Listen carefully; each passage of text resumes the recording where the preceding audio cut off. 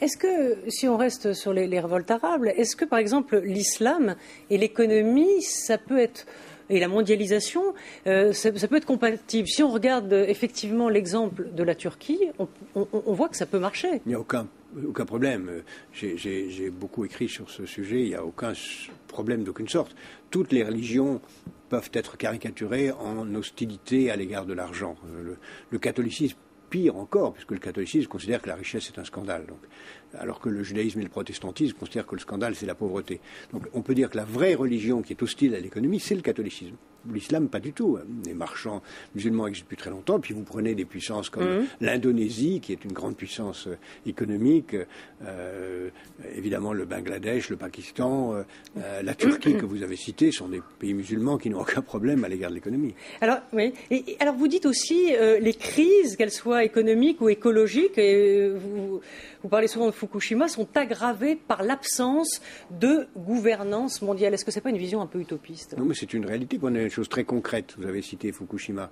Fukushima, ça tient à la fois d'extraordinaire corruption et désordre dans le système de gestion de la sécurité nucléaire au Japon, mais aussi et surtout de ce que l'Agence internationale de l'énergie n'avait aucun pouvoir pour aller vérifier ce qui se passait là. Et s'il y avait eu une instance capable de vérifier ce qui se passait au Japon et de forcer le Japon à appliquer des règles internationales, ça ne serait pas arrivé. Mais est-ce que tout cela ne va pas à l'encontre de ce qui se passe en ce moment, c'est-à-dire on voit un repli du nationalisme? Vous avez tout raison. C'est d'ailleurs pour ça que j'ai voulu écrire ce livre, c'est qu'on est dans une période qui ressemble beaucoup à la fin des années 30 Non, je dirais au début du XXe siècle, où il y avait à la fois un extraordinaire progrès technique, un grand optimisme, une poussée vers la globalisation, un monde assez heureux, des changements dans les mœurs, comme maintenant.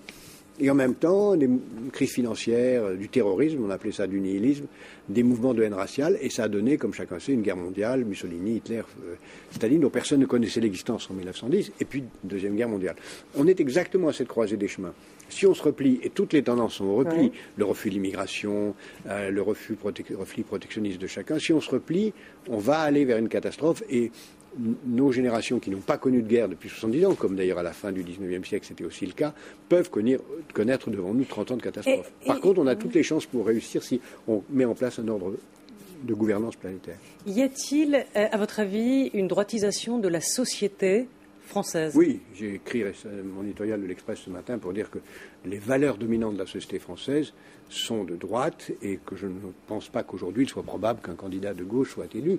Je pense que Parce que la contestation reste à droite aujourd'hui? Parce que les valeurs habilement développées sont des valeurs, les débats portent sur la sécurité, portent sur le refus de l'assistance, l'excès d'impôts, et on voit bien que la société française est encore très largement, comme elle a toujours été dans son histoire, majoritairement à droite. François Mitterrand a réussi une sorte de hold-up démocratique. Alors justement, avant de passer à la chronique de Soumaïa Benaïssa, peut-être vous parler effectivement de François Mitterrand, puisque les socialistes vont commémorer en tout cas les 30 ans de son accession au pouvoir le 10 mai 81. On sent qu'il y a encore une nostalgie très grande chez les socialistes. Est-ce que là, il faut qu'ils mutent et qu'ils passent quand même à autre chose? Non, je pense que c'est la France tout entière qui doit célébrer cet anniversaire. C'est pas parce que j'ai eu le privilège de l'accompagner ce jour-là et dans toutes les années qui ont suivi, mais c'est la France tout entière, n'est-ce pas? Votre chaîne n'existerait pas s'il n'avait pas été élu.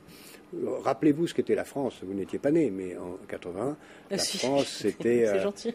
La France, c'était la peine de mort, c'était la pénalisation de l'homosexualité, c'était 3 chaînes de télévision, 2 radios dites périphériques qui en fait obéissaient aux ordres du pouvoir, c'était une centralisation totale du pays, c'était une opposition muselée, c'était un comique comme Coluche qui ne pouvait pas aller à la radio sans que le journaliste qui l'interviewe soit viré dans l'heure. Voilà ce qu'était la France de 80. Et voilà ce que serait la France d'aujourd'hui s'il n'y avait pas eu François Mitterrand. Donc c'est la France entière qui doit célébrer cet anniversaire. Mais il faut aussi inventer autre chose. La gauche doit inventer autre chose. La gauche doit, bien sûr, passer à une autre étape. Et cette autre étape, c'est les développements de l'espace de liberté. Donc, vous l'avez dit, ce n'est pas tombé dans l'oreille d'Assur, vous ne pensez pas qu'un candidat de gauche sera élu en France? Je pense qu'à l'heure où nous parlons, en raison de la stratégie adoptée, ils font tout pour perdre, alors qu'ils devraient pouvoir gagner. On avait vu une photo, ce qui est paru cette semaine, premier couac peut-être Dominique Strauss-Kahn qui est pris en photo à Paris en sortant d'une Porsche. Je ne sais pas si vous avez vu cette photo. Non, j'ai pas vu cette photo. On reproche à Nicolas Sarkozy ce côté bling bling. Vous voyez, voilà, on voit l'image. Est-ce que c'est le premier faux pas de Dominique Strauss-Kahn? Si cette photo est vraie, elle me paraît maladroite. Maladroite?